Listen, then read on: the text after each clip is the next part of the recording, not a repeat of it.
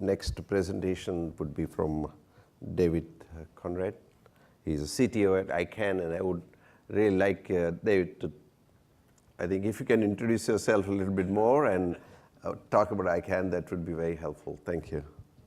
Yeah. Please. Thank you. Hello, everyone.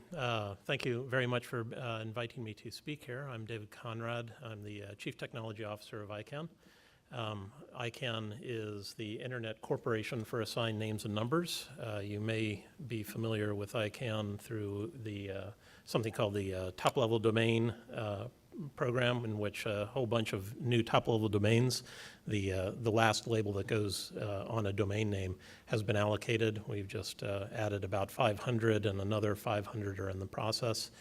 I have been working with the internet since around 1983, and sort of one of the highlights of my career to date has been I set up the Asia Pacific Network Information Center, which is the organization which allocates IP addresses, the numbers that are uniquely assigned to every computer, for the Asia Pacific Rim region when I was living in Tokyo back in the mid-90s. Today I'm going to talk very briefly about, give you a little introduction to ICANN, talk a bit about the digital economy and something called e-friction. So what is ICANN? ICANN is, as I mentioned, the Internet Corporation for Assigned Names and Numbers.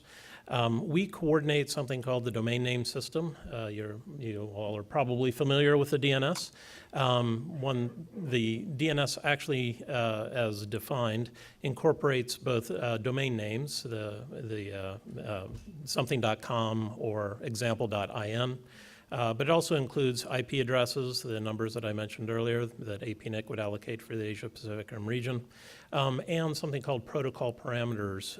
Every protocol that is used on the internet, HTTP, FTP, mail, all have specific unique values that are assigned to them.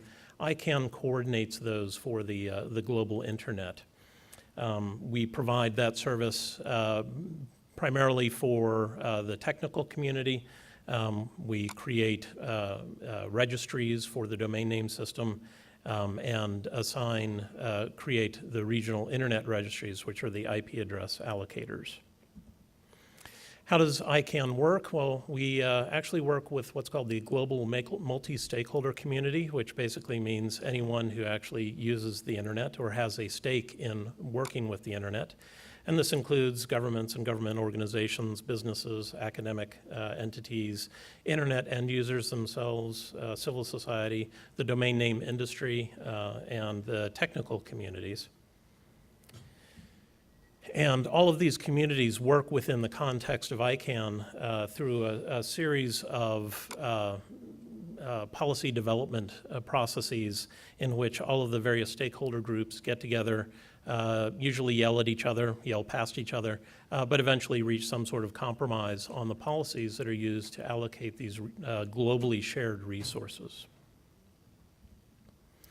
And through this way, ICANN is sort of its primary mission is to ensure that the internet continues to be global, that it can scale to meet the needs of the world, and that it remains a single interoperable network so that people from all over the planet can continue to do business and interact via electronic means. So because we have some interest in making sure the internet is actually helping the world as opposed to causing more problems than it's worth, we actually engaged the Boston Consulting Group to look at something that they termed e-friction. And oops, there we go. The basic idea behind e-friction is trying to determine the barriers that allow people to make use of the internet within the various economies around the world. We did this study in 2014, and there was an update in 2015. So what is e-friction? Well, it's the various factors that limit the ability for entities to make use of the internet, to get on the internet, And it was the way the Boston Consulting Group broke down e-friction as they weighted it 3/6 with infrastructure. So half of the value of this e-friction number is based on how difficult it is within a particular economy to connect to the internet, to the bandwidth capacity, whether they're internet exchanges, what sort of technologies are being deployed. In addition, 1/6 was industry, how industry is able to make use of the internet, whether individuals, the end users are able to gain access to the internet, and whether content is available and restricted on the internet. This eye chart here shows the various scores that Boston Consulting Group derived for 65 different countries around the world, and this was done using a variety, 55 different metrics. India, is right down here, had a mean score of 73, and in this metric, the lower the score, the better. So countries with very little e-friction would score, ideally would score 0. The worst case would be 100. So India shows up at 58 using this metric. Oh, and I should mention that the 65 countries that were chosen cover 92% of the global economy and 81% of the global population.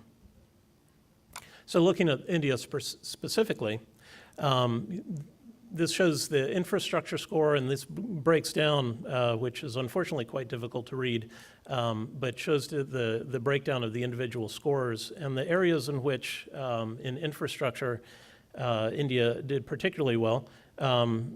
Scored a 1 in, what is that, the independent regulator, which I think was actually a binary. It's either 1 or 100. So since India does have an independent regulator, it got a 1.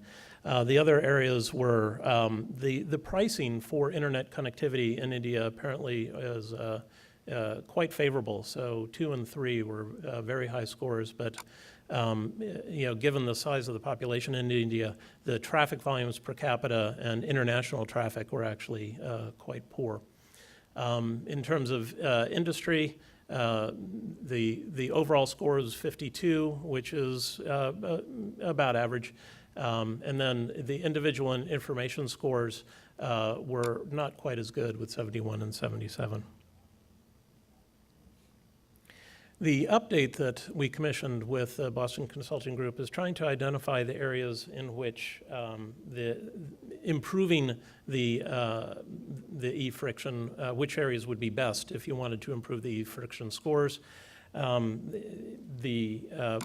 It turns out that infrastructure being so heavily weighted, improving that is one of the key areas in which things are improved. There are, within the reports, if you're interested, it actually goes into a large number of areas in which, particularly in the regulatory regimes and infrastructure investments, can greatly improve the e-friction scores. How much does that have an impact? Well, the countries with the best e-friction scores have 2.5 points of their GDP greater than the countries with the lower e-friction scores. So in terms of the amount of revenues and improvements in a particular country's economy, it is a significant impact. Boston Consulting Group also broke down the various countries that they studied into these 8 different groupings. India is over here in the developing rural, again, primarily, I believe, due to the large population size. One of the areas in which the second report showed that you could improve things is the urban to rural mix in terms of the deployment of the infrastructure. So Boston Consulting Group also looked at the impact of e-friction in the context of the small and mid-size enterprises. It turns out that, perhaps unsurprisingly, if there's a heavy use of the web, you have an overall 7% increase in revenues over the entities that use the web in a medium way or only lightly use the web. And this is true across all of the countries that they had looked at. So e-friction on the private sector. Today, the world trade represents 30% of the global GDP. That's up from 20%. The experience of the SMEs doing more online work shows how the internet is shaping the future of world trade and contributing to its growth.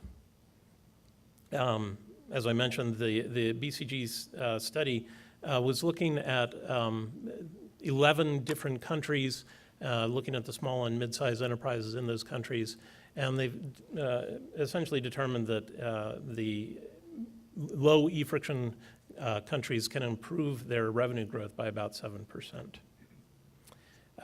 This shows exactly, in terms of the regionality, neighborhood, city, region, country, and world, how the improvements are made. And in general, it's consistent across all sectors. How to reduce e-friction. Perhaps one of the more interesting one in the context of the small and medium enterprises, belief in the safety of data online is one of the key considerations. Most people, 51%, actually believe that the inability to secure personal online information is a significant problem within the SME's view. These two links, with link shorteners because unfortunately the links are quite long, are the two reports. They are freely available, and I would, if any questions, my email address will be available, and I would be happy to answer any questions anyone might have. In case you would like to talk with ICANN more, we actually do have an office in the Asia-Pacific Rim region. It's located in Singapore, but we have individuals based in multiple countries within the region. Our head of India is Samiran Gupta. And I thank you for your attention.